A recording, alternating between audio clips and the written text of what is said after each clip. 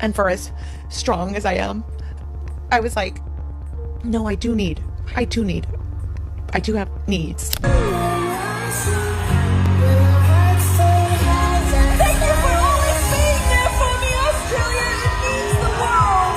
Katy Perry is in a complete meltdown after social media and journalists exposed her marriage secrets on live TV. Why did Katy Perry and Orlando Bloom break up after 9 years? He handles the insanity of my life with grace, with loving grace. It seems like Orlando Bloom can't stand Katy Perry's insanity anymore. That's why he broke up their almost decade-long relationship in a blink. Orlando Bloom just dropped a cryptic Instagram post, and fans are spiraling. Orlando's social media posts told us how Katy was exposing him mentally and physically. They just couldn't handle me in boss mode. Orlando Bloom was indeed suffering in the relationship with Katy for a long time. Their interviews had shown how much Katy is in control, and how much Orlando Bloom was trying to keep up with her. Katy and Orlando is the fact that they admitted that they had to go to couples therapy together. But he snapped in the last year of their relationship. Orlando's social media captions told us that he was feeling lonely and suffering from depression, as Katy was a lunatic who always thought of herself.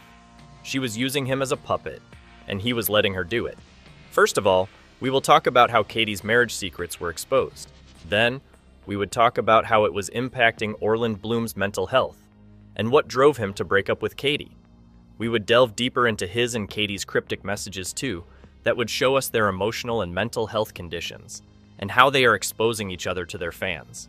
He's a real emotional support animal, because I'm very emotional right now. So, the final year of Katy Perry and Orlando Bloom's fairy tale engagement came with fewer glass slippers and more emotional tailspin strapped to a Bezos rocket.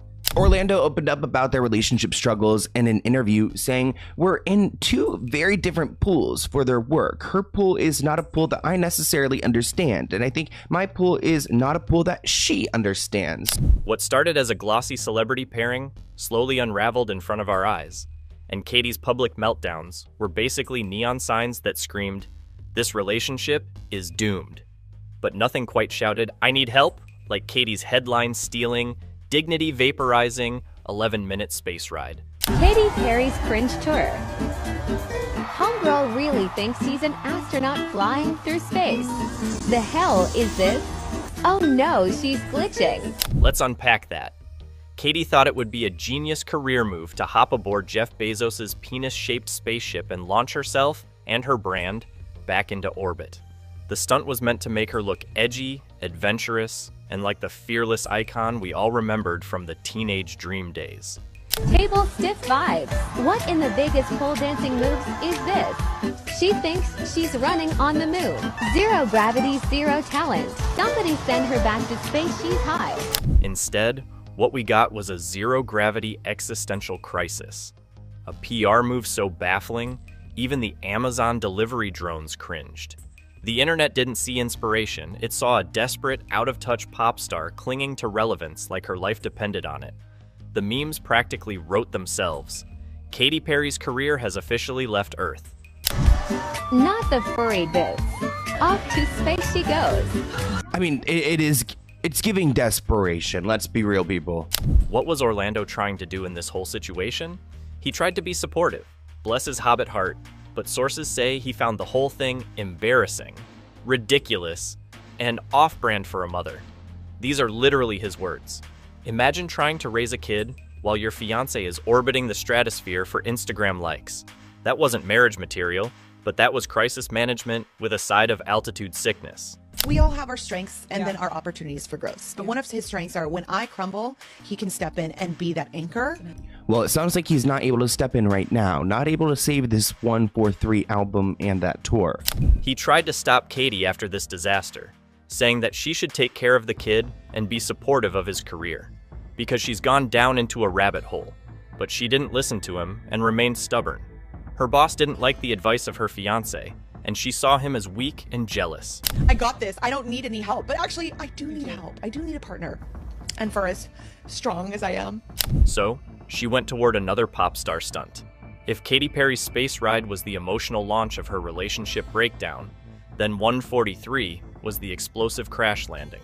Honestly, it's been a really tough year for Katy Perry, especially after the whole space scandal and her fight with Wendy's. It's just not a good year for Miss Katy. Let's be honest.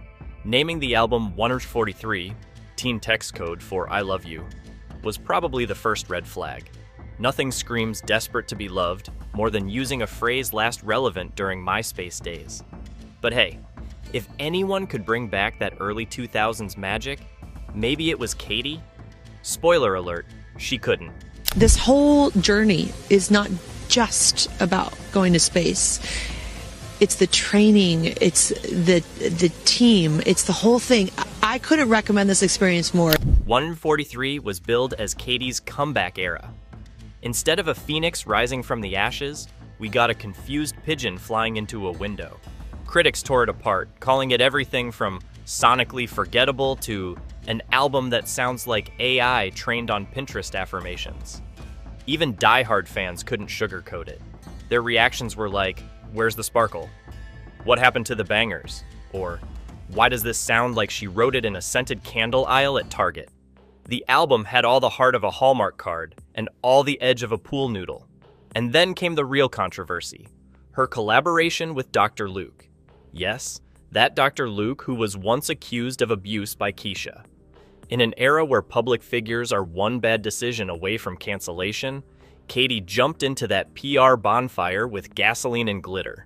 Fans, who had once seen her as a champion for female empowerment, felt deeply betrayed. Was constantly trying to warn her. And not only that about her bad moves, but also how she was using him, Orlando, to try to make this album a hit, which it never was.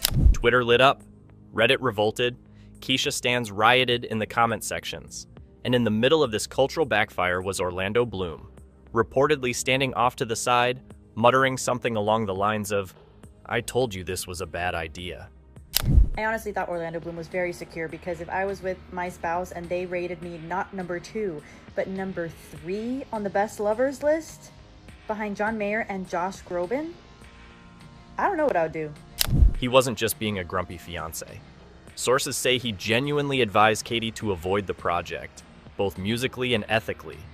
But Katy, in full, "I'm still a pop queen, damn it" mode, chose to ignore his concerns and push ahead.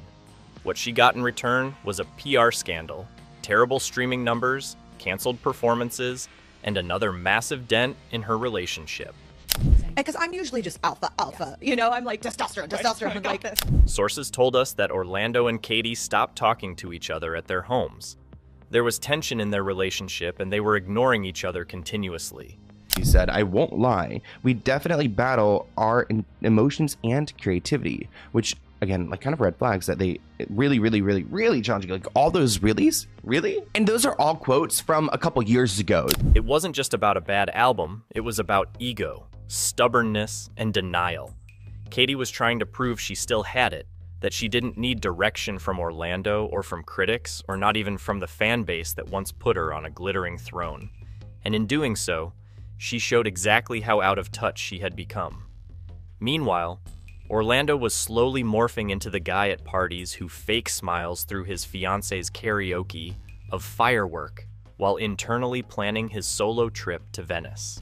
This is a real, can you believe this thing? But this is Biggie Smalls. Oh, Big. Yeah, thank you very much. Biggie Thank you very Smalls, much. it is a pleasure to meet you, Biggie. He just is like... He goes with you He's a everywhere. real emotional support animal, because I'm very emotional right now. Sitting here. The album's failure was more than a flop. It was a marital smoke signal, an artistic scream that things weren't just wrong in the studio, they were wrong at home. And for someone who once sang, "I stood for nothing, so I fell for everything," Katy seemed to be falling faster than her Billboard rankings. Well, new reports are alleging it's because Orlando kept warning her about her cringeworthy space flights and desperate attempts at promoting her new album. So when the 143 album hit shelves, and then the bargain bins, it didn't just tank a comeback. It symbolized the emotional and creative rift between a woman clinging to her past success and a man who just wanted his partner back. Here, Katy became desperate. She went into a complete meltdown after her failures and became desperate to come into the public eye. In doing so, she forgot her husband and family too. It was a beautiful revelation. It was the one thing I got, and I did that like last week. Like, I could be so strong, but yeah, like everybody needs help. After thinking hard, she came up with a plan. She dusts off your handsome, privacy-loving fiancé and turns him into your favorite marketing accessory.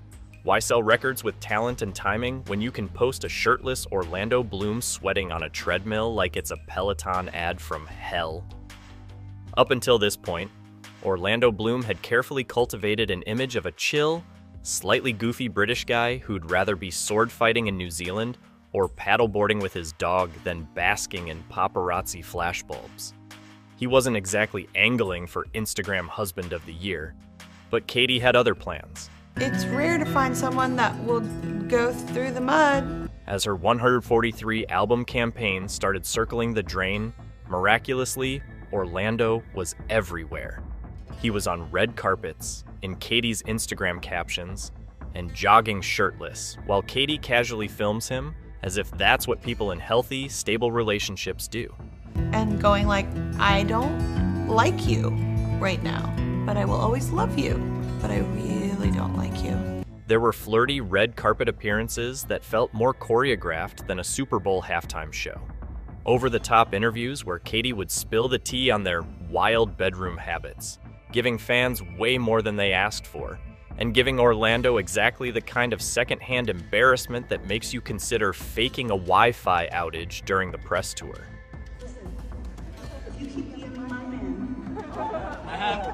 I have the lyrics. Oh, style? Yeah. I know. We get it. I've been doing it for months, ever since the presidency. Yeah. Just watch this video where she cleverly took the whole stage for herself. Hello? Orlando, can you undo my corset? It's a little tight. I can't sing. Orlando must be shrieking inside that she should let the girl with her correct her blouse. But Katy didn't care about his emotions and preferences.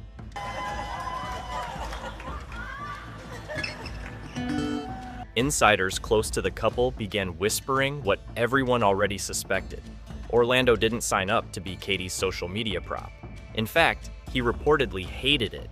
Sources say he felt exploited, like he'd been dusted off and paraded around just in time for an album drop, despite the fact they'd barely been seen in public together for months before that. Did you and Orlando talk while you guys were like kind of not broken up, or no? Ish, kind of. He was boundaried. It was fewer couple goals and more promo goals, and Orlando wasn't having it. This wasn't the woman he fell in love with. In fact, he wanted a quirky but grounded Katy. This was PR Katy, a glitter-coated brand machine who saw every interaction, every date night, and every shirtless run as content. You didn't come to see me play. If you keep on DMing my man, I'm gonna have you removed. Seriously. Okay. It's your own life. And just like that, the relationship turned into a campaign rollout. The narrative became less about love and more about clicks. You could almost hear the public groaning, "Blink twice, Orlando, if you're being held hostage in this album cycle." What you're doing is you're like really finding the love for yourself because you gotta trust in yourself. In the end, while Katy was pushing Instagram captions and awkward intimacy for promo traction, Orlando was quietly planning his exit strategy, preferably one that didn't involve hashtags, Spotify links, or treadmill thirst traps. At last, he had had enough of Katy's madness. He suggested that she attend therapy while he started living alone. He distanced himself and declared that he would love to co-parent his daughter from now on. Are saying that Katy Perry and Orlando Bloom have split up. Now, it's certainly not a surprise in one sense. We've been hearing rumblings now for a long while. In short, he was in desperate need of a break after Katy's madness. So if you were wondering when the relationship truly lost its soul, it might have been right around the time Katy turned a Hollywood heartthrob into a shirtless backdrop for an album nobody wanted. He wants her to be happy and he wants her to be authentic. He just wants her to stop and enjoy the life that she has built. Orlando finally packed up his emotional baggage and booked a one-way trip to Serenity. So where did he go? Not to therapy, not to a couple's retreat, not even to Disneyland with Daisy Dove. He went to the wedding of Jeff Bezos and Lauren Sanchez in Venice. Nothing screams, "I'm totally over this," like attending the most expensive billionaire wedding of the year solo in Italy, surrounded by yachts, champagne, and a bunch of Amazon stockholders pretending to understand love. So, yeah, it imploded after singer made embarrassing journey into space. The couple's now sparring over who will attend the wedding of Jeff and Lauren. They were already on the rocks when Perry made the widely derided 11-minute space trip, which became a PR disaster. There, we saw Orlando laughing and smiling for real for the first time in days. He was enjoying himself and feeling like a bachelor. While enjoying himself at the wedding, he found Sydney Sweeney. It had been months since Orlando had talked with a healthy-minded woman, so he stopped himself to talk with her. They shared some laughter and engaged in a healthy conversation. Naturally, this was all the internet needed to ignite a wildfire of dating rumors. Headlines screamed, "New couple alert!" This led Katy to start her pity party to gain some more publicity. She started weeping on her social media, telling the world that she is a lonely mother whose husband is cheating on her.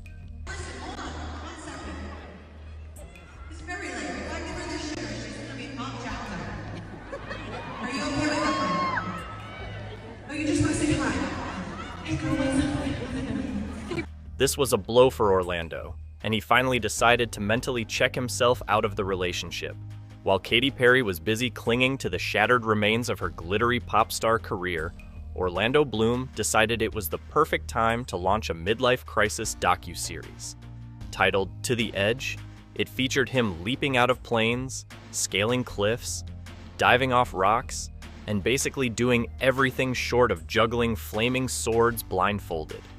Katy, already knee-deep in emotional exhaustion and career CPR, reportedly begged him to stop the madness. "What if something happens to you?" she asked, possibly while holding Daisy in one hand and a half-written apology tweet in the other. But Orlando? He saw the stunts as liberating. Nothing screams, "I'm done talking about our relationship problems," like dangling off the side of a mountain with a GoPro strapped to your face. Insiders say these adrenaline-fueled adventures weren't just about thrill-seeking, they were Orlando's metaphorical exit strategy. While Katy was trying to hold on to a fantasy, Orlando was literally jumping off cliffs, mentally, emotionally, and physically checking out. Some couples go to couples therapy. Others film themselves nearly dying. Orlando has chosen the other option, which speaks volumes about his mental state when his relationship with Katy is on its last breath. To keep his sanity sustained, he announced the breakup in June 2025. The man loved his daughter, so he decided to co-parent her, but he didn't want to be near Katy at any cost. Then came his cryptic social media posts. They exposed Katy Perry's mental state and delved deeper into the emotional pain of Orlando. It comes just days after Katy Perry was spotted breaking down in tears on stage. Now Orlando posts a moody black and white selfie with the caption, "Do not disturb, no tags, no context." On June 30th, Orlando shared a Buddha quote on his story. "Each day is a new beginning. What we do today is what matters most." He followed it with a Daisaku Ikeda quote. "The important thing is to take that first step. Give you courage to take on the next." These posts, paired with footage from his Amazon series, suggest he was shifting focus, embracing healing, reclaiming control, and signaling a fresh start. This post literally translates to, "I'm finally free. No more forced treadmill thirst traps or glittery interviews about our great sex life. Just me, my chakras, and peace." Imagine being in a relationship where you can't even say, "Hey babe, maybe don't collaborate with Dr. Luke," without being gaslit into a Vogue article. Poor Orlando wasn't lonely because he was alone. He was lonely because he was emotionally outnumbered by Katy's PR team, makeup artists, and the ghost of Teenage Dream. He is literally telling the world that yes, I had a fiance, but try telling her you want a calm life, and she'll put you in a Twitter thread about how you don't support women in space. Fans are reading everything into it. Is he sending a message to Katy? Is it about the split rumors? Some say it's giving breakup energy. Katy was in a complete meltdown at his cryptic messages that were exposing her whole drama. So she tried to keep her pity party on her social media. She went on solo trips and wept during performances to get the sympathy of people. But they were more focused on Orlando. On July 3rd, he shared an Instagram feed post. "We are not what happened to us. We are what we choose to become." This is the final dig. Look at him go. From being Katy's accessory at award shows to launching to the edge, jumping off cliffs, and into his own narrative arc. Meanwhile, Katy's comeback tour is basically sponsored by coping mechanisms. Orlando's message is clear. I choose to become the guy who doesn't get dragged into pop star breakdowns disguised as empowerment anthems.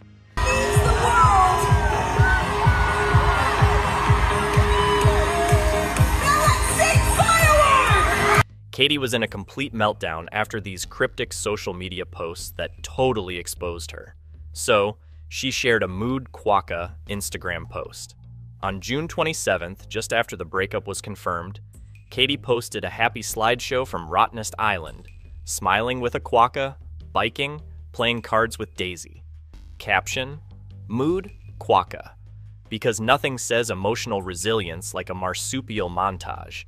If you're feeling invisible in a breakup, hug a quokka and call it growth PR. Then, she posted a tearful thank you Australia post on June 30th. It was to gain sympathy, but no one cared about her. Their breakup is more than a celebrity split. In fact, it's a warning about using personal relationships as PR tools and the destructive pressure of constant relevance. Fame clashed with intimacy. Publicity drowned authenticity. Katy tried to stay relevant and Orlando tried to stay grounded, and somewhere in between, they lost each other. What are your thoughts about them? Please share with me in the comments section.